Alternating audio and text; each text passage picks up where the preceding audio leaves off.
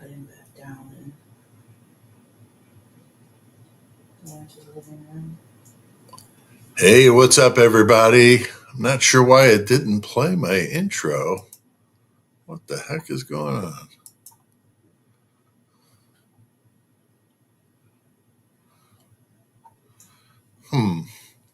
I think I might have put it in the wrong room. I'm sorry about that. Caught me off guard. It's supposed to play the intro right when I hit start, but I got this set up a little different now with StreamYard, so my apologies there. But good to see everybody. Welcome to the live tonight. If you want to hear the new intro and you were waiting and now I've let you down, I apologize. But the video that I posted late last night on my potential alternate theory called The Birds and the Bees, that the intro is on there, and it's the full intro. It's like 1 minute and 6 seconds or something like that, but it's pretty funny.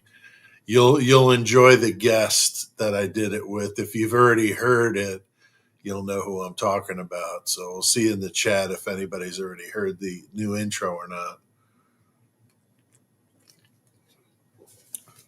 Catherine says she liked it. Yeah, Donna liked it as well and says Lee. I got Lee right before he left for Boise. It was pretty funny. I texted him yesterday because he had said he wanted to do one of the intros with me.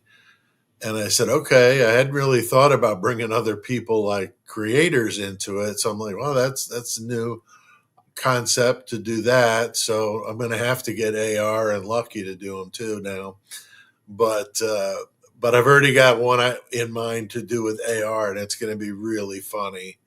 I have to get a hold of him though. But yeah, the voice of astrology here with the saying nice intro, Isles of Shoals, Just a Girl, Lori Markel, definitely everybody favorable. I got one crackpot troll, and Lee was asking about, if anybody didn't like it. And that was one who pretty much just called me an idiot, said I wasn't funny, but said Lee was funny, but I was an idiot. So whatever, I guess. He could say what he wants, but Hitman 23 knows the deal. The best intros in the biz. So I feel sorry for the other creators, honestly. I hate to be pompous here, but I've been doing stuff like that for a long time. And when I say a long time, I'm saying when I was in low 12, okay, back when I was playing in the metal band, we used to have a weekly magazine that I wrote called The Brutality Report. It's all gone now. I'm pretty sure you won't be able to find any of those old issues of that, but it's pretty raunchy, so be careful. But talked about what the band was doing and then also the metal scene in our area. And so I did that every week, and I did that for 10 years, every week, never missed one. And in there, I had banner ads, how you used to see all the time.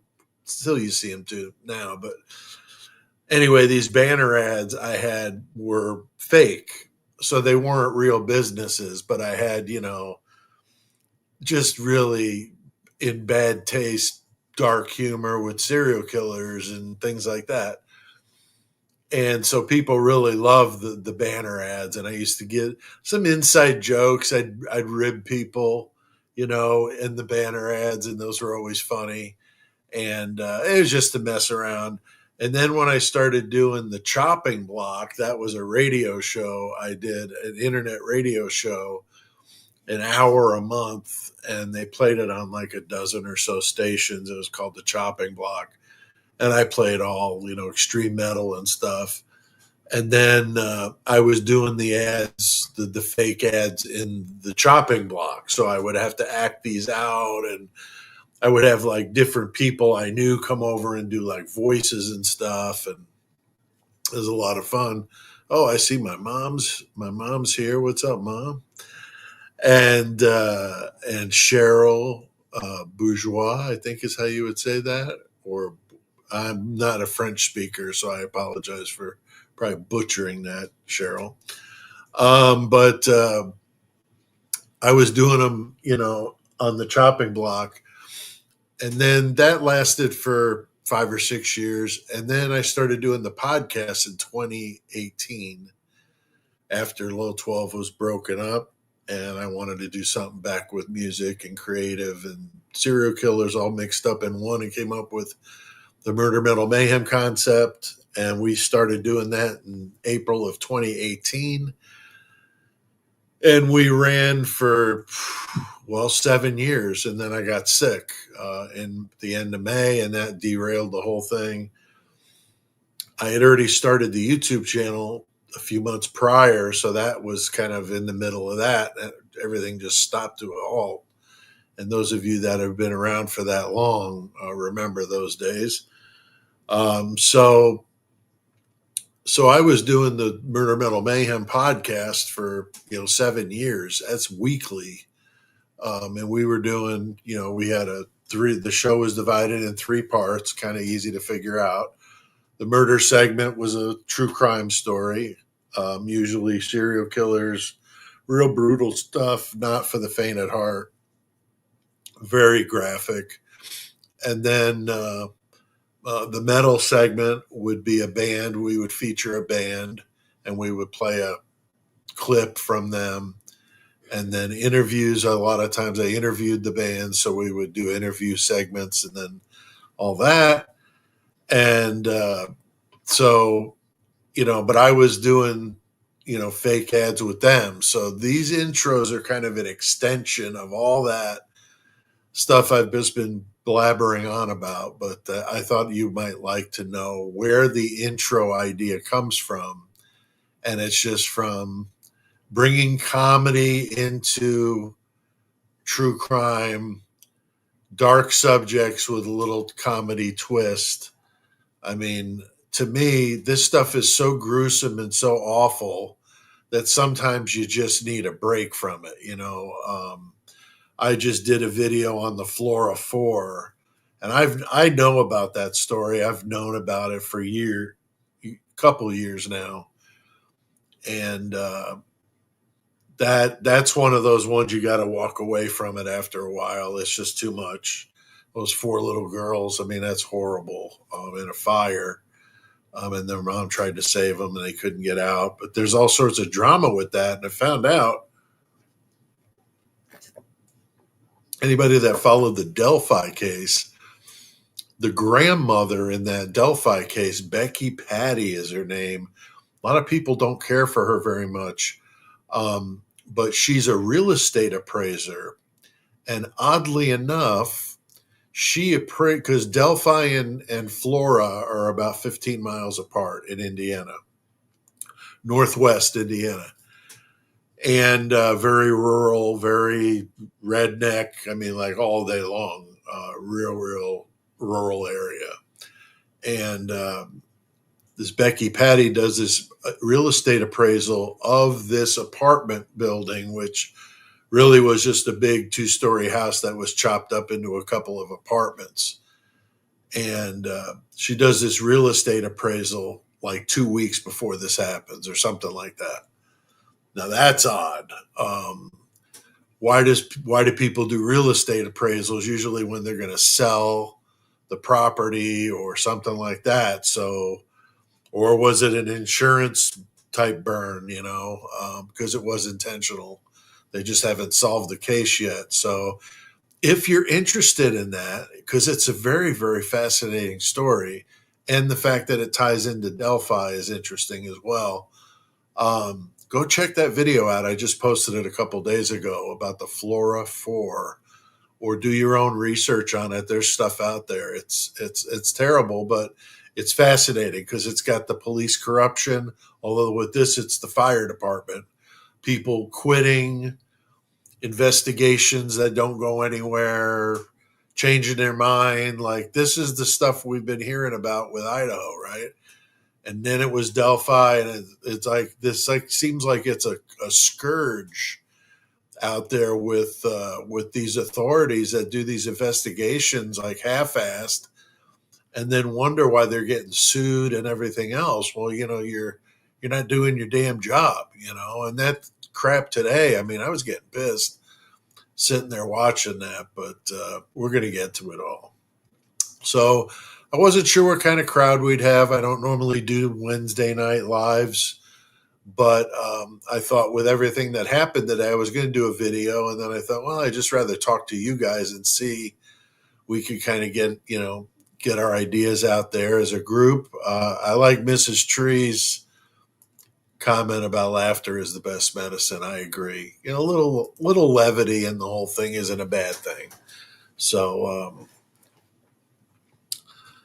that now I hear what you're saying here, Mrs. Tree. I agree with some of that. My thing is here, because I don't want to have to worry about walking outside of my house one day and having somebody show up. I'm not talking about any of that. I'm just not. There are channels that will. I'm not. I'm just not. I'm not doing it. So I draw the line. Now, if I lived alone, I'd be a little bit more apt to delve into topics that were a little more controversial, because I wouldn't be too worried about me more so than other people. And, I got grandkids. I just can't have any of that stuff. So I stay away from it. So if you wonder why I don't touch that, that's why. Okay. But I do agree that party favors were most likely the blame here. I've said that from day one. When I first heard about this crime, I've mentioned this before. When I first heard about this crime, I was doing Murder Mental Mayhem. And I remember I was on vacation. My wife and I were visiting her folks, and thanks, Mrs. Tree. You're all right. You're all right. But I was on vacation with my wife. We were at her folks' house, and we were reading the paper, or Dad was reading the paper, or something was on the news, and we saw about the murders, and so I was intrigued to find out, well, what's up with that, and then kind of half-assed followed it, because on the podcast we do solved cases. I don't do, or we don't do. There's three of us that do the podcast. We don't do unsolved, just because we don't want to say allegedly every 2 seconds. So we do solved cases. So I wouldn't typically follow one of these until it was all done and over with, and then would maybe do it like I did with Alex Murdoch. We did one on that case for Father's Day, I think, one year. Yeah, we used to do terrible dads in June and murdering moms of May with Mother's Day. We'd pick out some of the worst females around and do those. So that was, like I said, it was meant to be funny, but it's not funny. But we made it funny. But those kind of cases are notorious, but we don't normally get into them. So I didn't really pay too much attention to it. And then once I found out that there was DNA evidence that linked him to the scene, I was like, this guy's done. I kind of just wrote that off. Like, okay, well, I guess I'm not going to worry about that one, And then once I was totally obsessed with the Murdoch trial and the case and followed that very close. And once that was over, then I was looking for something else. And I saw something on Idaho 4. I think it was from Harsh. And I was like, maybe there is something here, and I started watching more of it on different channels, and I liked the way different creators did stuff, and then maybe others I didn't care for, trying to come up with a concept that would work for me. And that's when I came up with the 666 seconds idea. And that seemed to really be a hit. I do every now and then get people that say they can't, because of the satanic thing. They just, excuse me, can't support the channel. And I kind of laugh. I mean, I feel sorry for them, honestly, because I don't feel that way, but I know some people do. And I don't want people to, not participate because of that, because that's not what's going on here. It's just kind of a goof, and I tell people I'm not serious about it. It's just meant to be funny. And I know some people like, well, how is that funny? Well, it just kind of is if you understand the history of the satanic panic and the way the people in the metal were shunned and lumped, accused of horrible crimes like the West Memphis Three. And that's why I do it, is kind of a finger to the people that used to treat us that way. It's just kind of a goof. That's all it is. And so I remember coming up with it, though. I'm like, okay, how long is 666 seconds? So I figured it out. And of course, you guys know how long 666 seconds is. So you might want to remember that later. I'm going to do a little giveaway. I got some stickers here that my home health care worker found. I had her going through some of my stuff here to organize it because I'm not very organized when it comes to these merch and stuff like that. So she got an envelope out and found a handful of these. So I'll give a couple away, U.S. only, but I'll send you a sticker. But remember how long 666 seconds is, and if you must get out the calculator, then do that. You got plenty of time. I plan on doing this in an hour and a half or less. So I'm not going to be here all night going through this stuff, but I was, saw what happened today, and I thought it would be good to chat with you all about it and see what your thoughts were. I mean, the thing is, uh, it would have been nice to have been there. I know Lee from Devil's Advocates was there. I talked to him when he was there at like outside, but I haven't talked to him since any of that. He was on Discord putting out information on it. So, Jesse, you are correct with that assessment of 666 seconds, but don't post that yet. We'll need that later. So remember that for later, and you can win one of these stickers. They go great in the back window of a car, or if you're a guitar player or something on a guitar case. They're decent stickers too. They're nice die cut stickers. They're awesome. And the guy that did them, he sent me a big three of them, big ones that go on the back of a laptop. It looks really cool. I'm glad I saved one because I got this laptop and I wanted to adorn it with some Murder Metal Mayhem, so I did.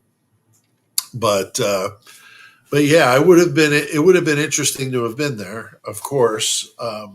But I turned it on.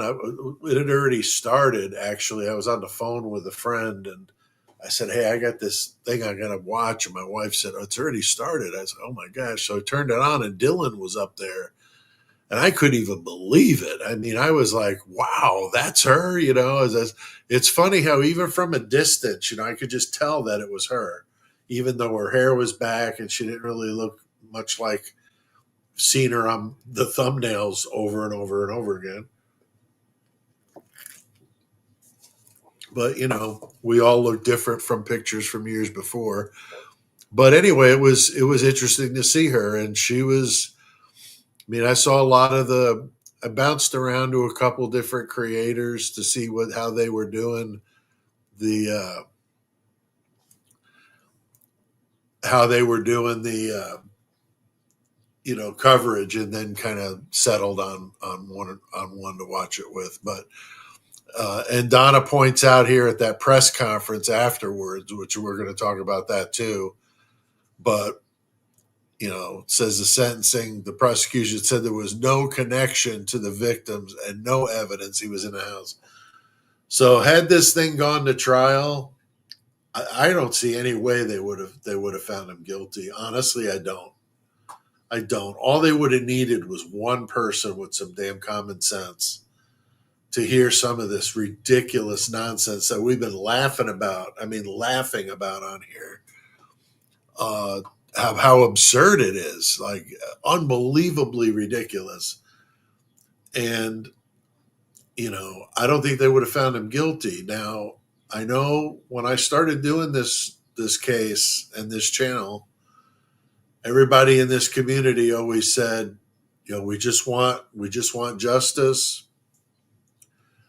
We want closure, for the families. We want this, piece of crap, whoever did it, or pieces of crap, if there were more than one, to pay for what they did. And I agree with you. I am not a big death penalty guy. I used to be more, but when I started doing the podcast, my God, I mean, only a few of those stories that make you think, why is there a damn death penalty? I mean, we can't trust the government to, run a lemonade stand, let alone a death penalty. So I have some concerns with it. Now, somebody it's obvious that they did it, like I don't know, somebody caught in like the St. Charles massacre in Australia, one of those type of deals where it's an active, weapon going on. You know what I'm talking about. And 30 something people shot, it was brutal. But this guy was on camera. I mean, it was obvious he did it.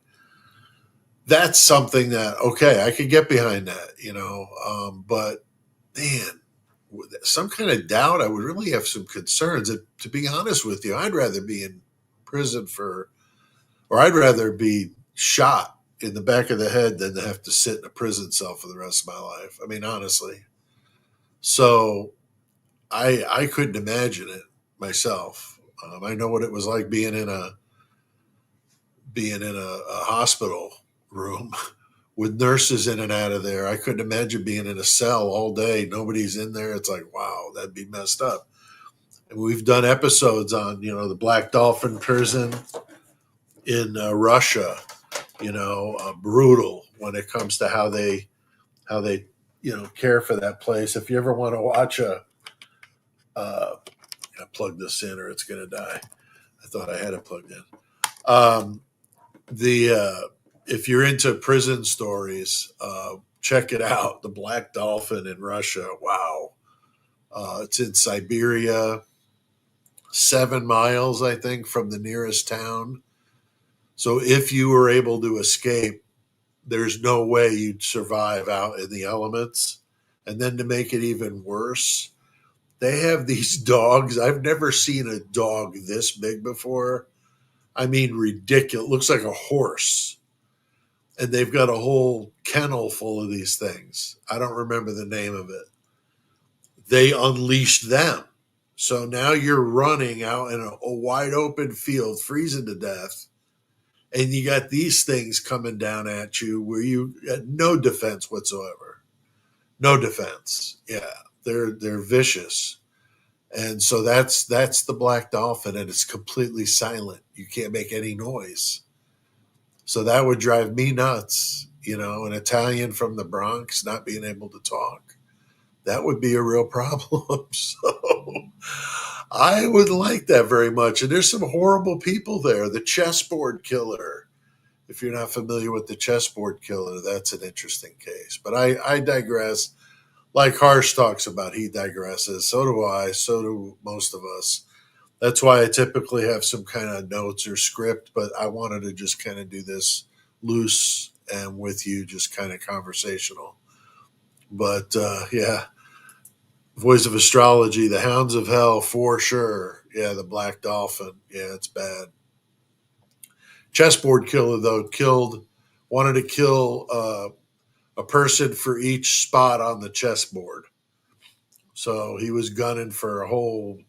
His goal was to outdo Andrei Chikatilo, who was the Russian serial killer, just outright wicked, at like 70 or 80 victims. And Chessboard Killer wanted to outdo him. So he started this chessboard concept and came up like 6 bodies short, which is awful. But he was so denied. It probably eats at him every day. He's in that Black Dolphin prison, thinking that he did all that just to beat Chikatilo, and he came up short. And just like today in that hearing, these victim statements. I mean, wicked that Alicia Gonzalez. Wow, I mean that was good. Now that's if he's guilty, and that's the thing with those of us here. I was getting to that earlier, is talking about you know when you've got a case like this where you got people just really vested in the story, they take sides, and we know this case especially. I mean, I'm expecting some trolls, but I'm sure my mods Donna and Catherine will take care of them. But I'm expecting some because they just keep you know getting a win, and with everything that's happened with Koberger changing his plea, and then now the sentencing. So they're getting their jollies of making fun of us. Hey, what's up, Scott Metalhead? I saw you in Harsh's chat today. I don't know if you saw me respond to you.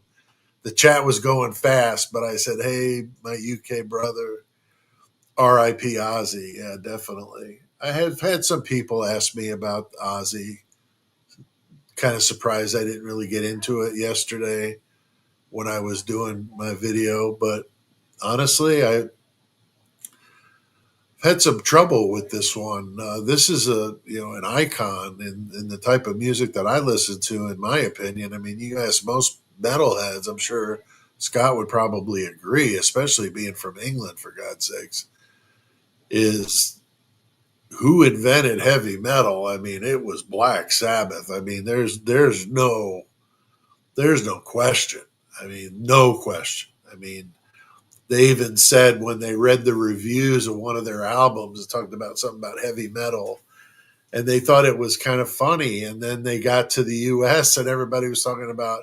So, what do you think about being the creators of heavy metal? And Geezer Butler, like, what are you talking about? So it was not. I know that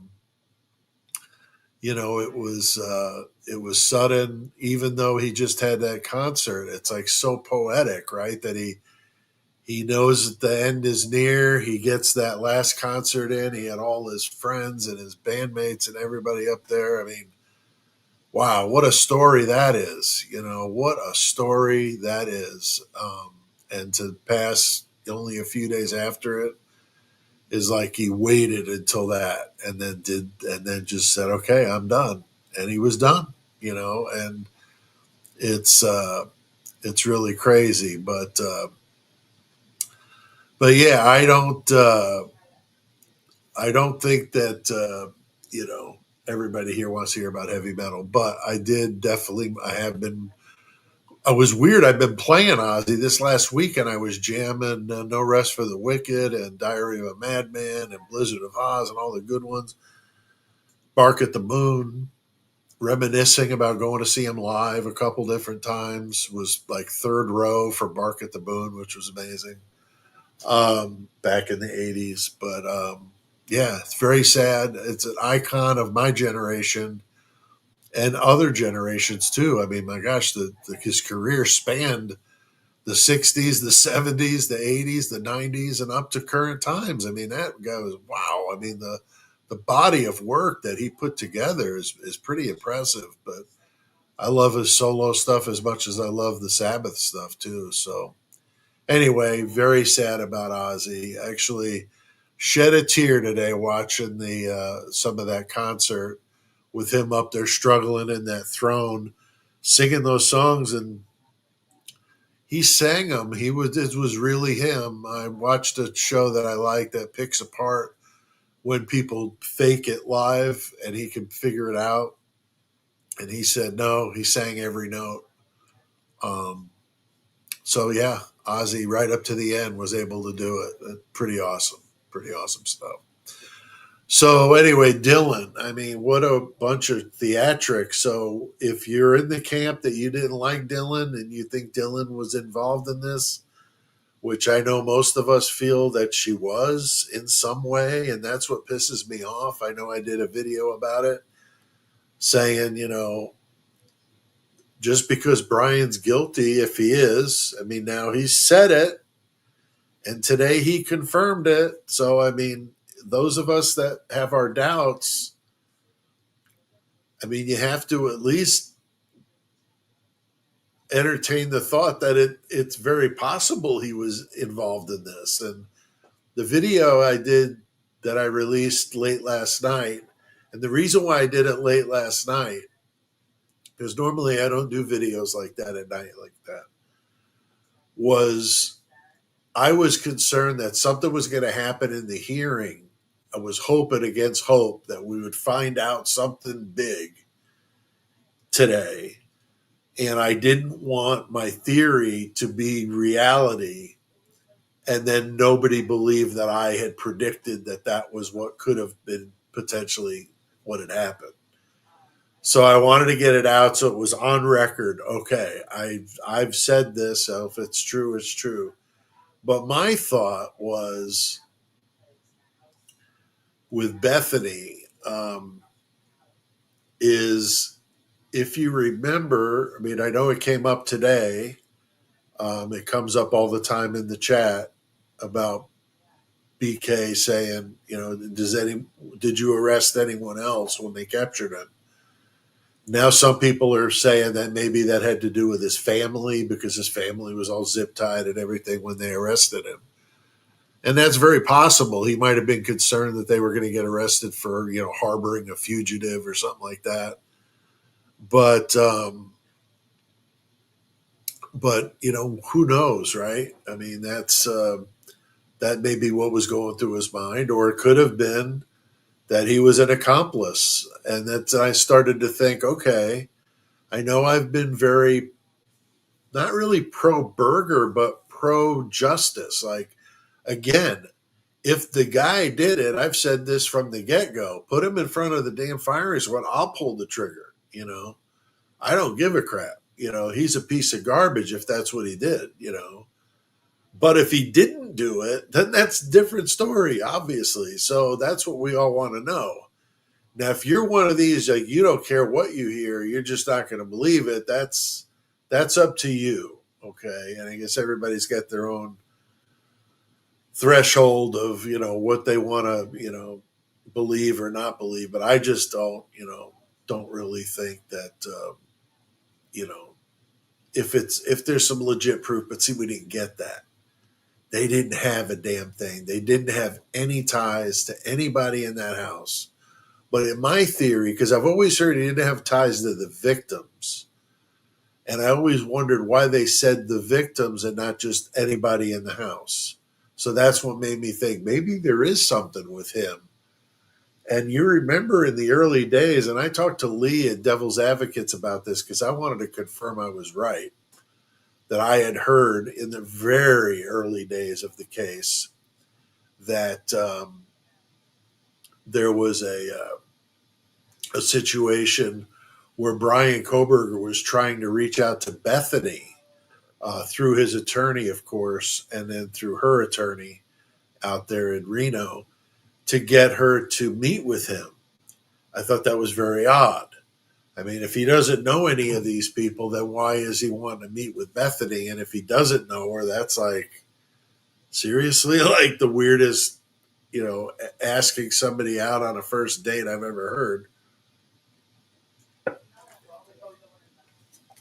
But knowing that she had exculpatory evidence, which, as we know, is evidence that would help the defense, maybe that was the reason. That'd be a damn good reason. As a matter of fact, I said, that if it was me, I'd be doing a hell of a lot more than just asking.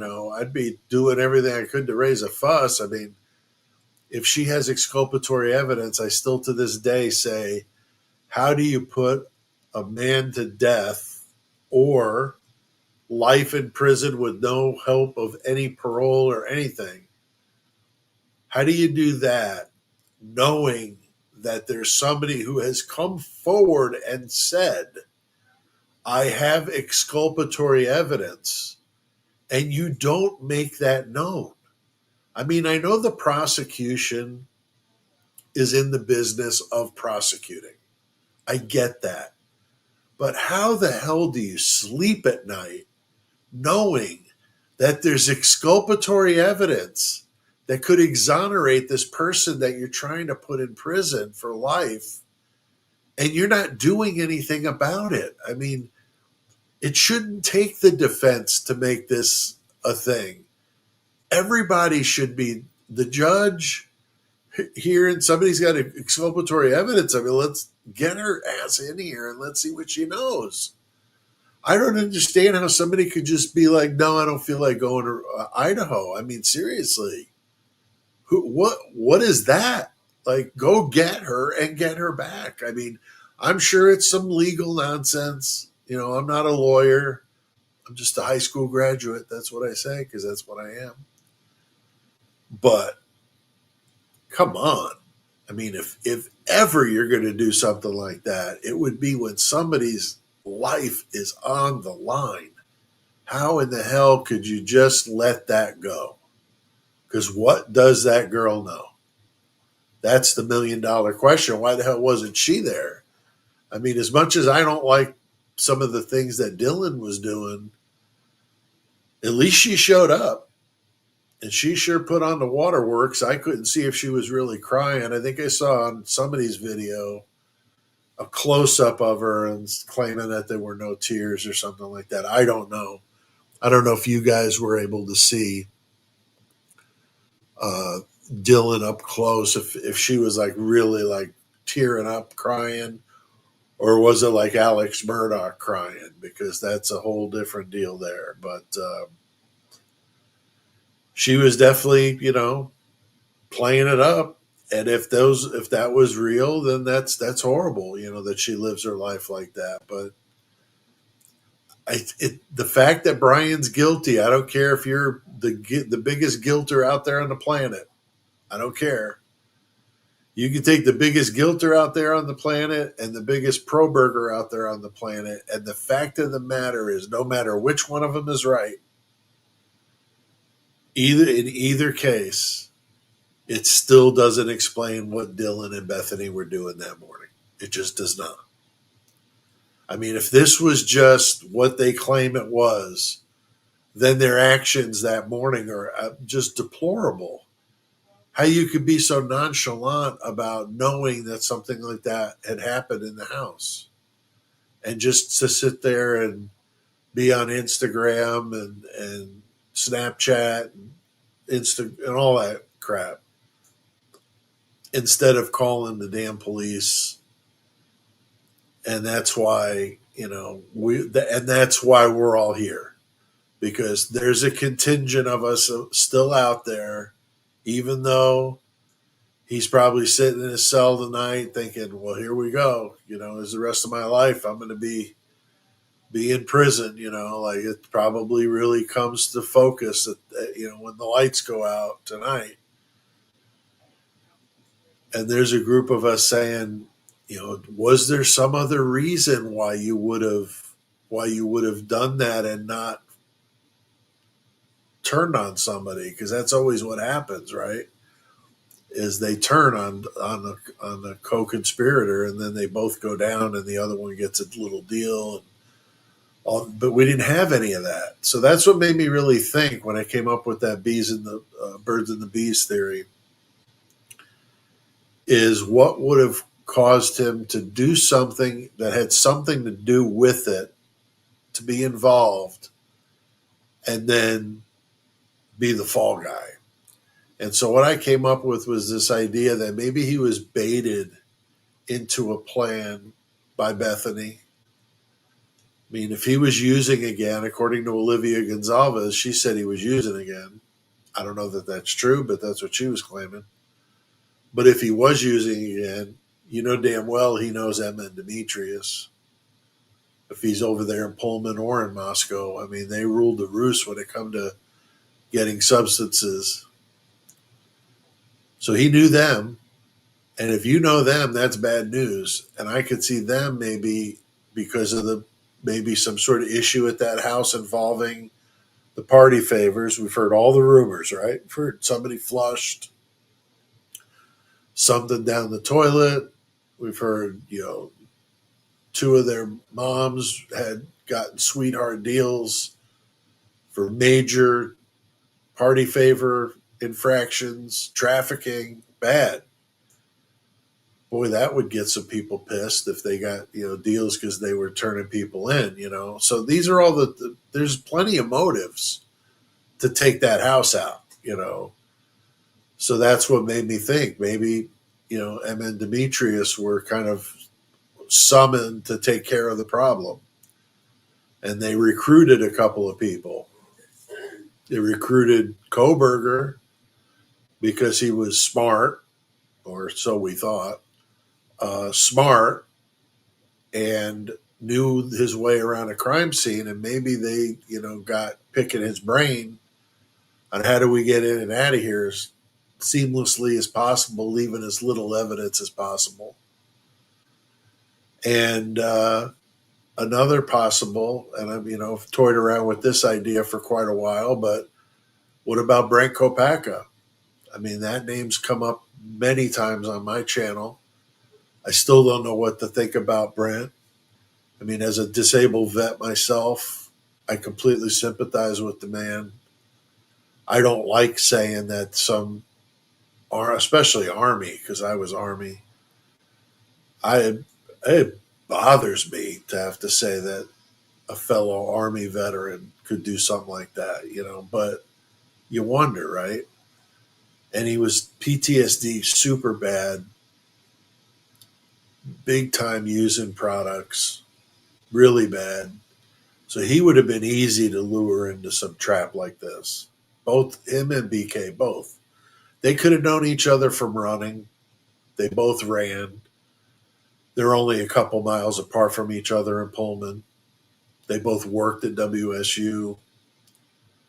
So there's a few different possibilities of how they could have known each other. Plus, we all know they grew up 40 miles apart in Pennsylvania. And when Brian was at DeSales, they say that could have been another time when he could have met Brent because he would have been closer to him. So lots of possibilities with that. But nonetheless, recruits Brent because of his combat experience as a Ranger, 82nd Airborne, hero, Purple Heart, badass. Would have been the perfect guy to bring into something like that. And Koberger could have just been the brains that I don't see him going in there and doing any of the violence. But if he was part of this group, that could have been how they got a hold of that K-bar and the sheath. That it was his, that he bought on Amazon, just like we know. But somebody took it from him, or he gave it to somebody, or he bought it, or they bought it from him or something. And then they left it behind to frame him, to have the perfect fall guy, a guy with no spouse, no girlfriend, nobody to corroborate where he was. He likes to drive around at night. The outsider, the perfect patsy, the Lee Harvey Oswald of this case. And then Kopacka, I firmly believe, was swatted. If anybody's not familiar with swatting, it's a ridiculous, stupid thing that people do, but it's serious business. And they'll call, they'll do it to a computer. They'll do it somewhere where they're hidden, but they contact the police and they say something extreme is going on, at this house or at this apartment or whatever. With Brent, it was he was going to shoot his roommates or something like that. And I think that the police came in heavy because you're just on the heels of the Idaho 4 crimes. I think they didn't want to have another big incident in their area. They came in there heavy. They took him out, and then they had to come up with that BS story about that video that Lana had gotten a hold of about the response to him, and it just seemed staged and not real. and made me wonder if the guy was even gone. I mean, if they just whisked him away and he's in some witness protection program, for all we know. I mean, we don't know other than what they tell us. And that whole "you're going to have to trust us with this one" doesn't sit real well with me after Idaho 4, Delphi, Flora 4, some of these other cases I'm covering. I'm like, what the hell is going on with the police? I mean, I've always been pro law enforcement. I mean, my dad was in that line of work. I've got a friend that's a corrections officer in Texas. I mean, I don't want to think that, anybody I know would be involved in some nonsense like that, but they, you know, these things happen. We know that they do. It seems like here lately it's been like one thing after another. So yeah, that's my basic take on this thing. But if you're interested in that birds and the bees theory, check it out.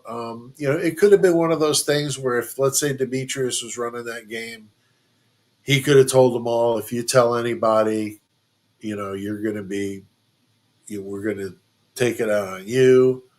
We'll take care of you. We'll get your family, everything. And that's how they could have sworn everybody to secrecy. And that may be why Brian asked, why did they get anybody else? And then has just clammed up since, because he's afraid they're going to go get his family, because they know where they are very, very easily, know where his family is. So I don't know. I just don't know. But the victim impact statements were brutal. Listening to all the crying, and that's like, it gets to you. I thought about doing a live and having it broadcast. I've never done that before, but I was like, well, I just don't know if I could sit there all day listening to this, knowing that it was only about half a day or so. I would have done it, but I thought it was going to go all day long, and I just didn't want to sit there all day long doing that.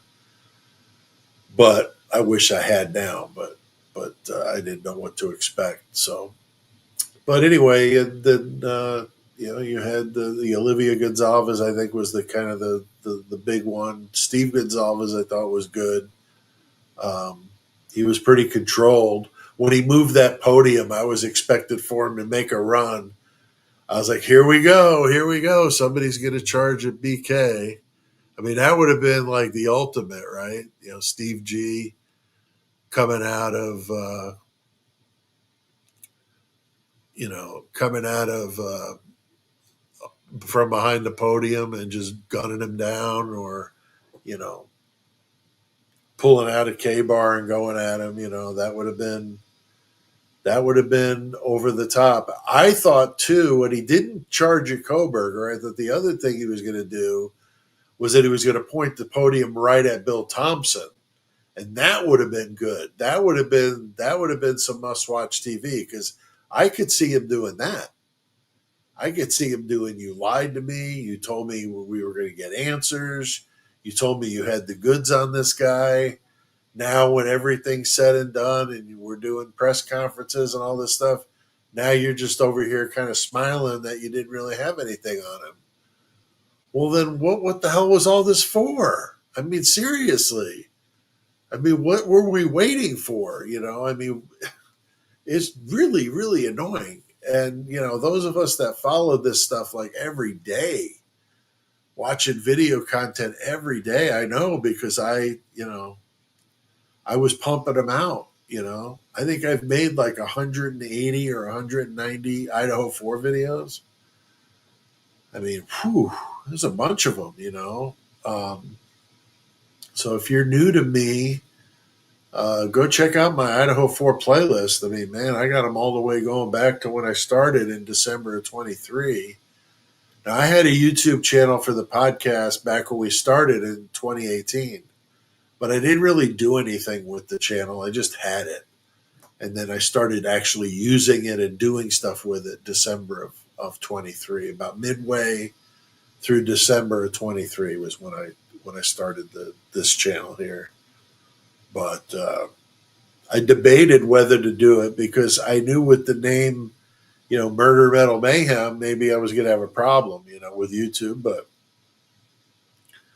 Amazing. I can have that name and that word in the title of my videos, or there's the title of my channel, and yet that's okay, But mention it in a video, and you get put on the bad list, so your video doesn't get pushed out there, and then you wonder why you're getting no views. Well, because they don't like the kind of stuff you're saying. So it is what it is. But does anybody want to expand upon that? I mean, it's about 50 minutes in now. I just want to make sure you guys are getting your your due. If you've got something you want to say, here we got one. James, Steve G should be made a lunge at DM, demanding answers why she lured his daughters back to Moscow. Yeah, that would have been a good one, right? That would have been, if you had a list, right, of all the questions you'd want answered, wouldn't that be a good one, right? To ask Dylan, why were you so persistently trying to get Kaylee back that weekend? Why? I know the bullshit reason of the sorority and formal and all this crap. They didn't even go. So what was the reason, Dylan? Come on. Put the crying down. Put the phone down. We don't need to be on Indeed right now looking for a job. I don't know what the hell she was doing. In the middle of all that chaos, she's on friggin' Indeed. I can only assume it was by mistake she hit that instead of Instagram or something. But it still makes you wonder, why would you be on a job search program? I don't know, app in the middle of that straight chaos. Um, Here we got another one. DW said just read a court doc that were just released, so they have released some things. So I'm curious what they say. These are the police records, I believe. So this should be interesting stuff. Says DM stated she heard Kaylee scream. Now that's interesting, right? First she heard the Kaylee playing with the dog, and somebody say, "Are you okay?" Or "I'm here to help," and then this, or "Someone's here," and then it was frozen shock, and it's all of it evolved or devolved into now. She says that she heard Kaylee scream. So how the hell is she going to say she didn't know? She didn't know. Here's Lee Daniels. I made it. There you go. She was trying to get in the live. So glad that you made it, Lee. Very cool. Um, Here's a good friend Donald Lembo says Steve Jr. said that Santa never got the DP in any of his cases, always did plea deals. I've heard the same thing. I think he mentioned like 3 cases. So yeah, apparently the guy's anti-death penalty is what I've been told. Whether he is or he isn't, he's not that good of a lawyer. I mean, I honestly think if I was to come up with the YouTube dream team to put together a force of YouTube creators that know this case really well, that are not stupid, and could really put him to the fire, I would have to say Jules and Lana hands down when it comes to the details, and then maybe somebody like Harsh and myself on the polished orator of the group could come in there and just desecrate him in front of a jury. Honestly, I mean, I've watched enough of this stuff. I think I could have done it. Honestly, I mean, Ann Taylor. I mean, there were times where it really seemed like she was in this for the fight, but you're getting paid by the same people that are paying the people you're fighting. It's the most rigged game of all, right? You're fighting the state's charges with a state provided attorney. And when this case is over, she's got to deal with these people.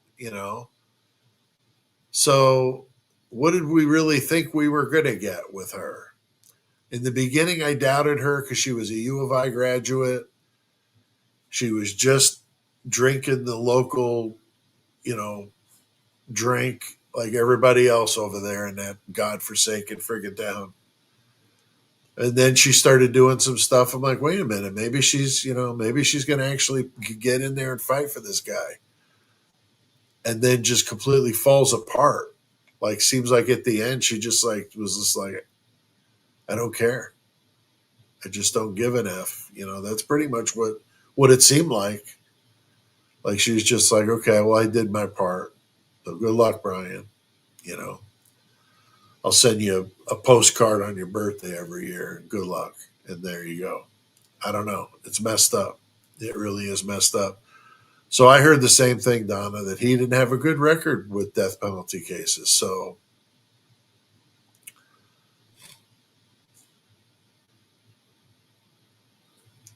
and here we got, where is that? Karen Hunt Ahmed.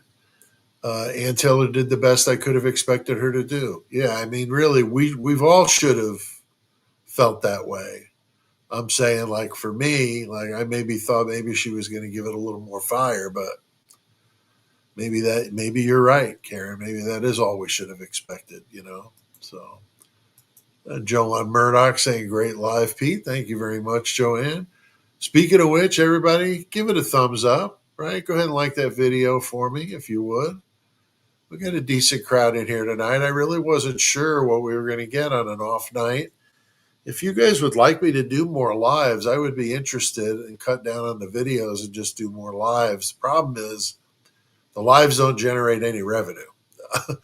I hardly get any super chats or any of that kind of stuff, which I'm not complaining. I'm just saying that the regular videos with the ad share that the YouTube gives us, you can make a little bit of money on the videos, but for lives, just not really making that much. So it'd be a complete bomb for business, but I'm not doing this for business. But I still have to justify spending the amount of time I spend on the computer working on this stuff. If not, I'll just write I'll write two books at once instead of just one. I'll do something like that. But I don't want to do that. I love doing this with you guys. So I want to still make it worth doing it. But again, I'm not complaining. I'm just saying that's why I don't do a ton of lives, because usually I do them and I don't make a penny. I mean, maybe $5-10 on the ad revenue for the video itself, but that's it. And that's even with a pretty good turnout and a good replay crowd. It just, $5 or $10, maybe. So that's how it works. So I know some people don't quite get it, but let's see here. Voice of Astrology. Without the content creators, there would be no platform, and they make bank. So should you. So yeah, I mean, YouTube's making a ton of money off of us. Um, I'm not asking to make a ton of money. Um, I'm not doing this for, like paying bills type thing. I'm doing this just for extra security now that I'm retired and I haven't worked for a year. I mean, so, I can't work anymore because of what's happened to me. So, I mean, I have to kind of figure out what I'm going to do. And that's where this comes in. So, yeah, I mean, I'm sure there's some that are making a lot of money. I mean, you get up there in the $100,000 sub plus with 10 tiers of memberships and stuff, that people can really rack up some money, making doing that kind of stuff. But anyway, no Ashland Couch. She had close connections with them. Yeah, I was wondering if we were going to see her. We didn't. We didn't see any of that. Um, I was really wondering who else was going to be there. I was kind of surprised it kind of all of a sudden just like stopped. I was watching it, getting kind of bored with some of it because it gets kind of repetitive. Um, I'm not sure what you're talking about, Mystery, about blocking comments. If anybody's blocking them, it's not me. I don't know. Maybe it's YouTube if you're using terms or words they don't like. I don't know. I'm not sure. Uh, I'm looking here at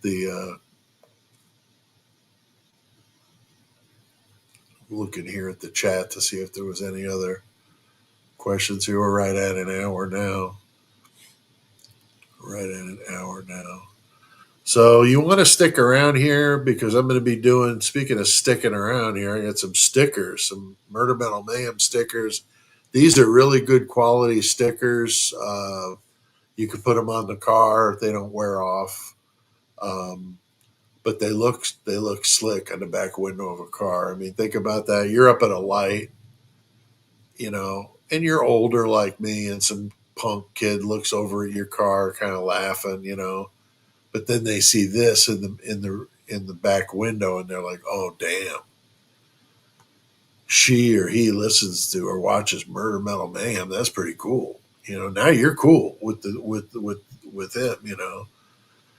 And you just drive around with this attitude now. You pull into work, people respect it. They see that Murder Metal Mayhem sticker. So, but no, if you're in the U.S., I'll send you one of these. I'm going to give a couple away at the end. Um, it's a simple math question, but it's very simple. So I guarantee you that you guys will be okay.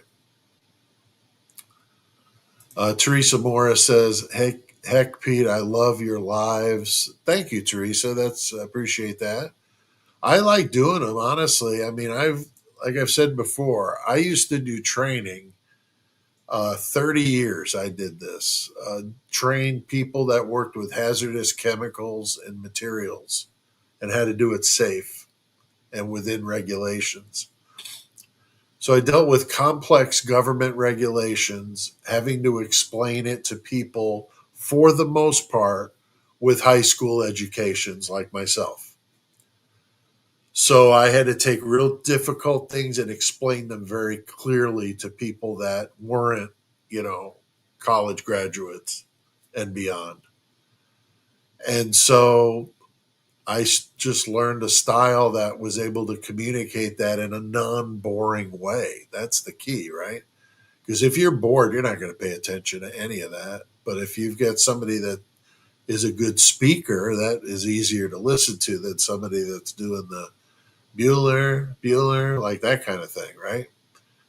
I did that for 30 years. And at the tail end of it, like once COVID started, I was doing a lot of them on Zoom. I was actually doing them. You guys will think this is funny. I've done them before in the studio.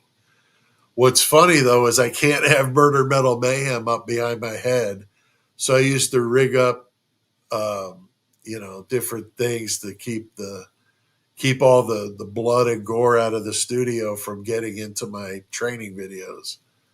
Because my employer wouldn't have appreciated that very much. Dealt with a lot of schools.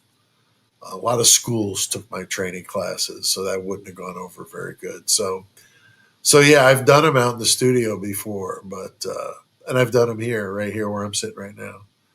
But I stopped doing that after I went to semi-retirement in October of 23, and then in May I got sick, necrotizing fasciitis put me out, and then the leg amputation after that, and so still recovering. So, but doing good. My wife and I have an appointment at the amputation clinic at the VA. They're the best of the best when it comes to amputation. So I've decided to go with the VA for this instead of civilian. I could go either way because of my VA status. I could go either way, but I'm going with the VA for the prosthetic and everything. So once I get that, I'll start doing physical therapy and hopefully be breakdancing out in my backyard. I mean, you guys would Maybe you see a video of me throwing down some breakdown, throwing down a piece of cardboard and breakdance like a fool for you guys on YouTube. I kid my doctors and my nurses about me breakdancing. And if I was to breakdance, I'd probably redefine breakdancing by breaking every bone in my body. And I don't need that. I don't need that. But it's a funny visual. It's a funny visual because I'm a big dude. So anyway, Bobby J says, I thought it would go to trial. I didn't think he'd take a plea. I didn't either. I don't think anybody in this group probably thought that was going to happen. At least I haven't run into anyone that said that. Um, I would have thought it would have gone all the way. And if it had, he would have got off. So think about that, though, right?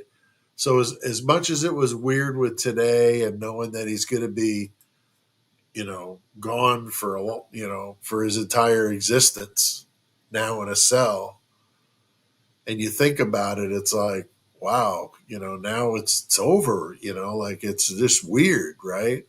But what if he would have been, if he really did have some involvement, whether he did it by himself, which I still don't believe, but let's just say, or with one other person or two or three or whatever, and he got out, he got acquitted or not guilty because there wasn't enough evidence, and now he's out there walking around. And now let's say he's a professor at the local college in your town. I don't live too far from a couple of universities. I wouldn't want him walking around where I am and where my kids are and grandkids are. I mean, if he did it, so imagine that, right? So that's the problem. We needed to know answers, and we didn't get them. They should have had to put all their cards on the table, and that's what the damn grand jury is supposed to be. So if there was this little evidence now, after 2.5 years, imagine how little evidence there would have been at the grand jury, and how the hell the grand jury. I mean, I know they say a grand jury can indict a ham sandwich. I guess that's the damn truth, because this isn't even a ham sandwich. This is like a moldy piece of cheese sandwich, and they sold it and they got it, and it's a bunch of nonsense. We know that we've heard that a couple of the grand jurors that said we needed to see more, we wanted to see more. I could see why. Because I know damn well I wouldn't have been able to convict the guy. I don't care whether I thought he did it or not. I mean, there's no evidence there. There's none. You can't put him in the house. I mean, it's completely absurd, and I don't understand for the life of me why he's doing this. And here, Voice of Astrology suggesting Brian's protecting his family. Maybe that is the case. Maybe somebody got to him inside and said, look, we're going to hurt your family if you don't fall on the sword here, because we don't want our guy to have to, go down for this one. And that's how it happened. That's certainly very possible. But as Donna is saying here, as I saw my mom posted this earlier too, reasonable doubt. Okay, that's all they needed is reasonable doubt. And I think there's so much reasonable doubt here. I don't know how you could not have. They would have found this guy not guilty if he would have pushed it. So there's got to be a reason. There's got to be. There's no. He's just so dumb that he thinks this is a good idea. I mean, that's just not. That does not believable to me.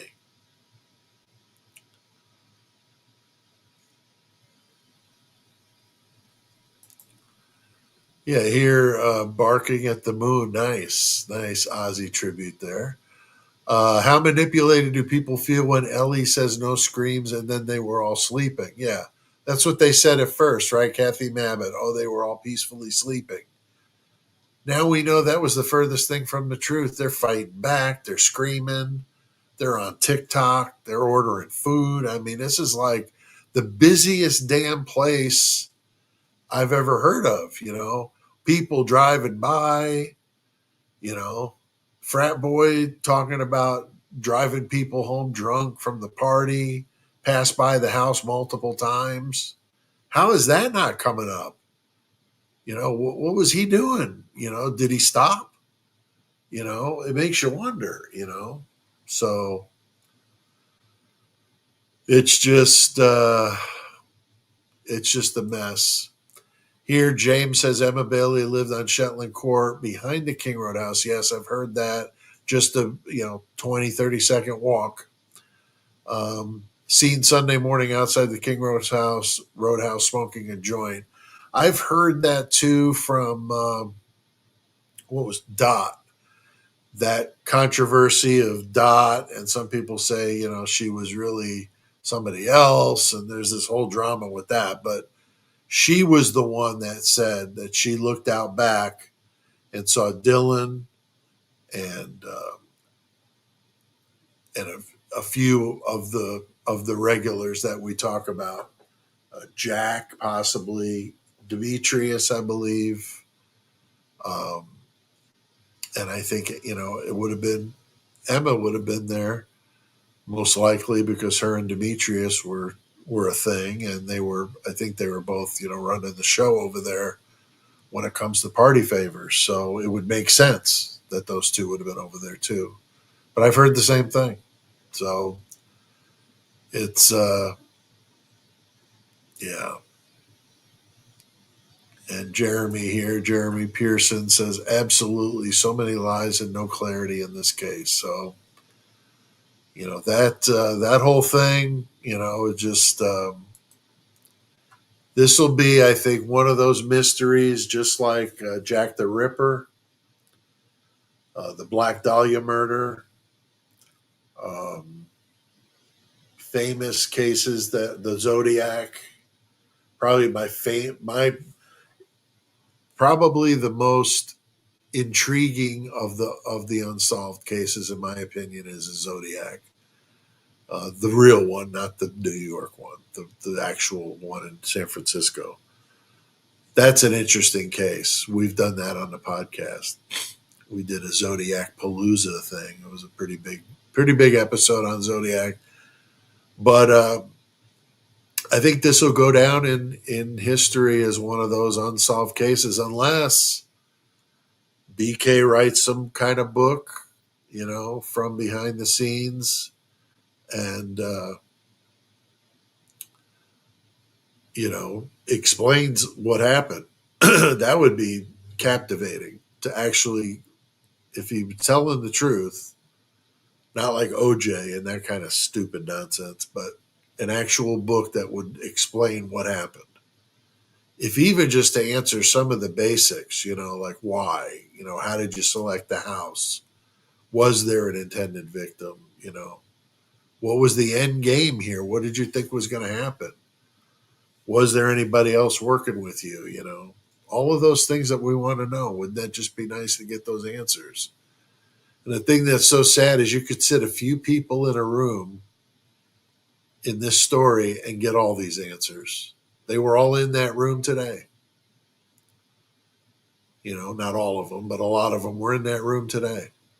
It could have just said, hey, can we get you guys in this little conference room and just spill the damn beans? What happened here? But we know why. People want to save their bacon. They didn't want Bethany. I saw somebody post. They didn't want Bethany to testify. Obviously, she wasn't there. She wasn't even there for the victim statements, which did surprise. Um, Joanne Murdoch says, Pete, great point about wanting to meet. You have to wonder why. Yeah, so, but you can meet me at a book signing. I do book signings. I haven't done one for a year, but now that I'm starting to get better and a little more able to take care of myself, I still need help. But my wife has been absolutely unbelievable. Also, my wife had said this before the live started, was if you guys could keep Pee Wee, our little Chihuahua, in your thoughts. I know some of you have asked about Pee Wee because he had that bad cough. I remember people asking me about it. He got better, and then we've been back. She's been back and forth to the vet. I don't know how many times, trying liquid medicines and this and that, and they can't figure out what's going on with him. But he's not eating, and he's very listless, and it's sad. He's a rescue, and so we don't know what was done to him or wrong with him. We know that he's on a bunch of meds. I mean, she gives him heart medicine, thyroid medicine, um, all sorts of medicines that he's on, anti seizure medicines because he's had a couple of seizures here in the last few days. So yeah, if you could keep old Pee Wee in your thoughts, he's my sidekick here when I do videos. He's right there. He's the producer, keeping me in check, keeping me on task. But yeah, if you can give some positive energy for Pee Wee uh, when he's having some issues for sure. Any other questions? Don't forget to like this video too. I know I mentioned that earlier. If you're not a subscriber, please consider doing that before you go. I would definitely like to add some more subscribers, getting close to 15,000. So that's awesome. That's awesome.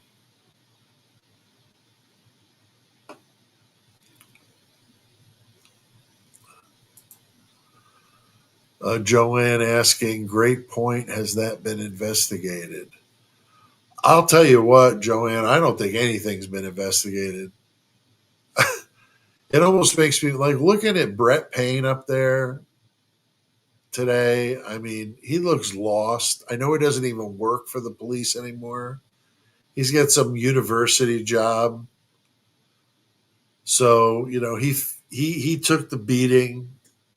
That's his prize. He's got some nice cush job. I don't even know what he does, but he's not a cop anymore. So you got Payne up there to know what the hell he's talking about. Thought you could only run one sample into CODIS at a time. I mean, seriously, where the hell did he go to school?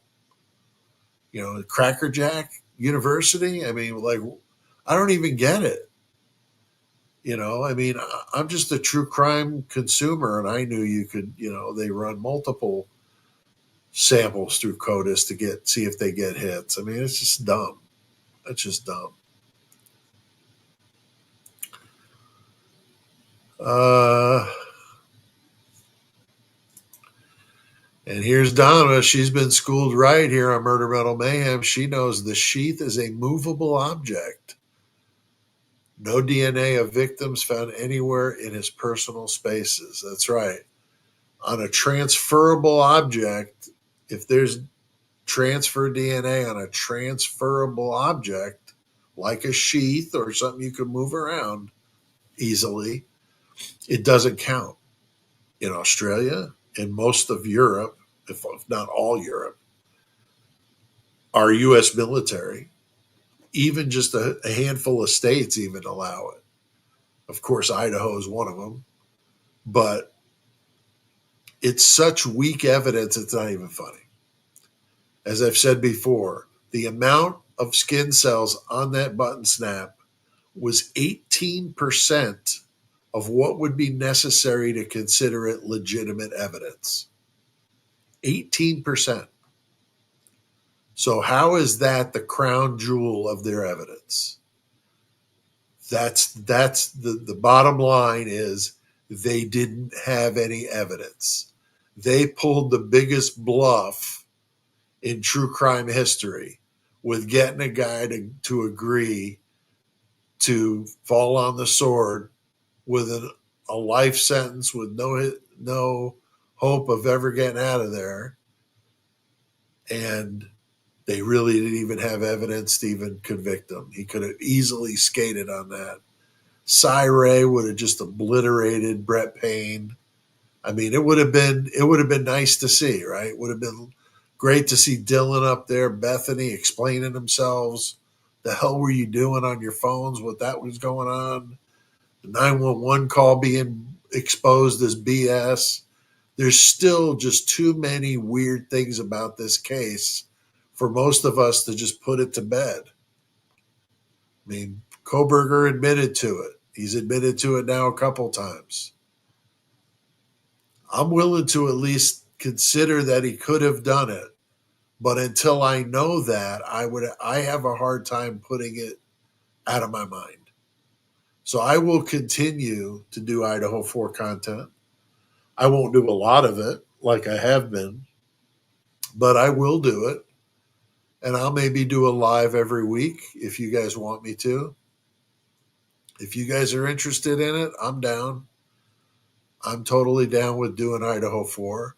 But I want to talk about other cases too, like Long Island serial killer. Tomorrow night, 7 p.m., I'll be live with Lee from Devil's Advocates right here. Murder Metal Mayhem talking about Long Island serial killer. We got a good episode for you. So I'll be working that in. I got another Flora 4 episode I want to do because there's some interesting information I found out about that.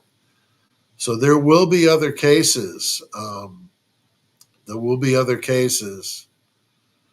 Oh, here's my friend A.R. Hayes, A Convict's Thoughts. So they used Koberger's own story against him. Yeah, driving around at night, no alibi, and knew he was done in. I agree, A.R. Sad that people are dumb enough to talk to other inmates and think he stays quiet. So, yeah.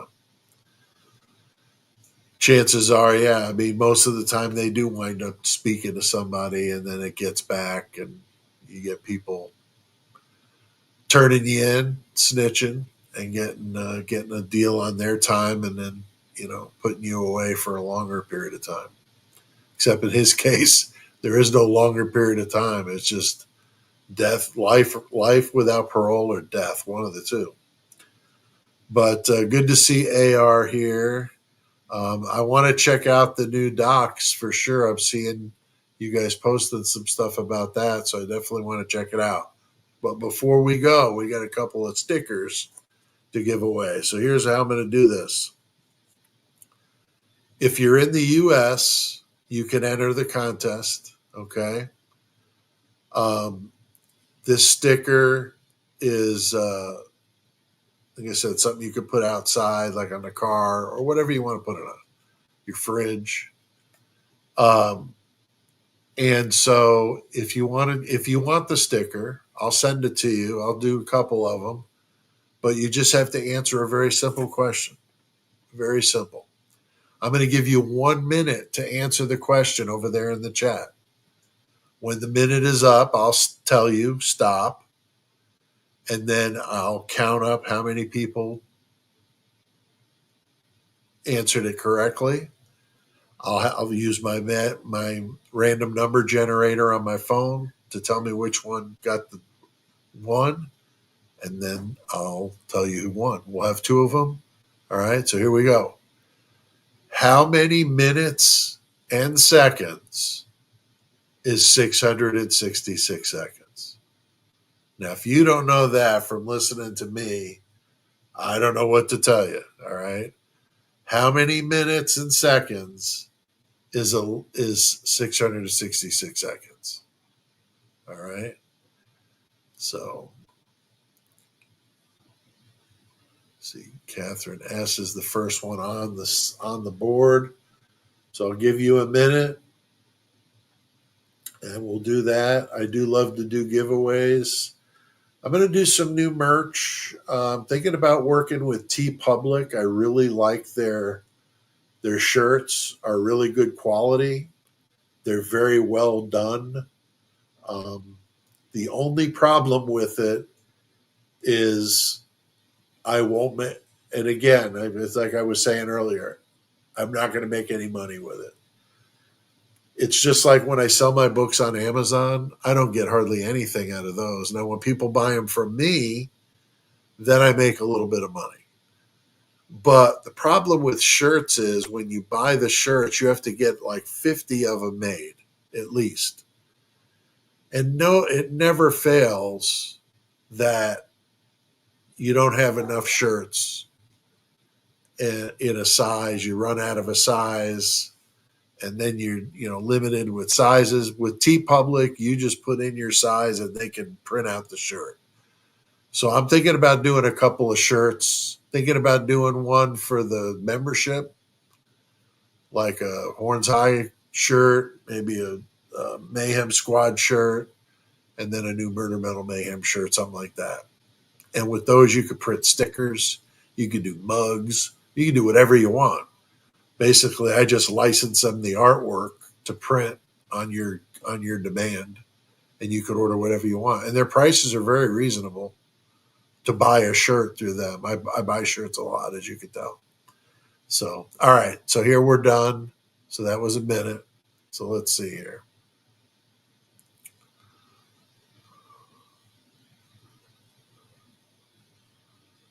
Okay.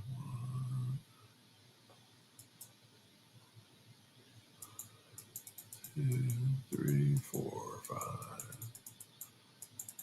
6, 7, 8, 9, 10. All right. So we got 10 people. So let's do the random number generator. And James Berzanskis. That's an interesting last name. James, you're a winner. So just email me your snail mail to Pete@murdermetalmayhem.com, and I'll get you your sticker. And then the other sticker goes to Catherine S. Catherine, I know I probably got your snail mail somewhere, but if you would please, to remind me, snail mail to Pete@murdermetalmayhem.com. I'll get you your sticker as well. Very good. Well, guys, it was a wild day. Now with documents dropping, we'll have some more.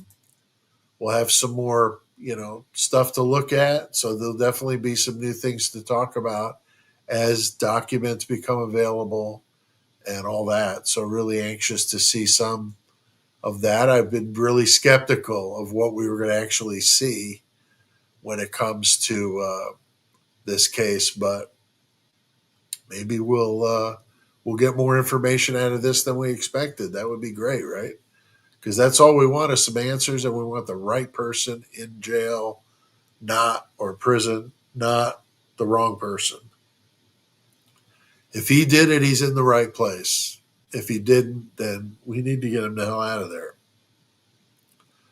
But I'm not willing to stick my neck out for a guy that's, says he's done this twice now. I'm not going to stick my neck out. But if information becomes available, I'd be definitely willing to take a look. So, all right, guys. Well, thanks for checking this out. I'm planning on maybe doing another live this weekend. I don't know. I think if there's enough stuff in these docs that dropped, I might do another one, maybe Saturday or Sunday. I usually look at the days and see if I've got stuff going on, which day would work better. So I'll let you know. But thank you very much for attending, and we'll talk to you guys soon. Have a good night.